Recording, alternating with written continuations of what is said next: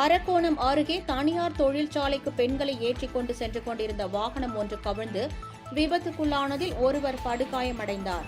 ராணிப்பேட்டை மாவட்டம் அரக்கோணத்தை அடுத்த சிறுனமல்லி பகுதியிலிருந்து ஸ்ரீபெரும்புதூரில் இயங்கி வரும் தனியார் தொழிற்சாலைக்கு பெண்களை ஏற்றிக்கொண்டு வாகனம் ஒன்று சென்று கொண்டிருந்தது. அப்போது தக்கோலம் அருகே சாலையோரத்தில் கொட்டப்பட்டிருந்த நெற்கதிர்கள் மீது ஏறியதில் ஓட்டுநரின் கட்டுப்பாட்டை இழந்த வாகனம் சற்று தூரம் சென்று கவிழ்ந்து விபத்துக்குள்ளானது. இதில் வாகனத்தின் முன்பக்க கண்ணாடிகள் உடைந்து நொறுங்கின. மேலும் இதில் பயணம் செய்த 18 பெண்களில் ஒருவருக்கு பலத்த காயமும் மற்றவர்களுக்கு லேசான காயமும் ஏற்பட்டதாக கூறப்படுகிறது.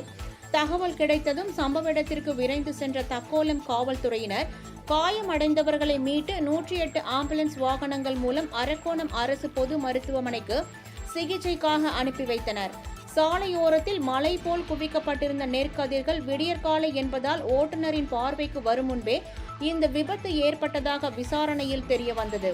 எனவே விபத்துக்கள் ஏற்படும் வகையில் நெற்கதிர்களை சாலையோரங்களில் மலை போல் குவிக்கப்படுவதை தவிர்க்க வேண்டும் என வாகன ஓட்டிகள் கோரிக்கை வைக்கின்றனர்.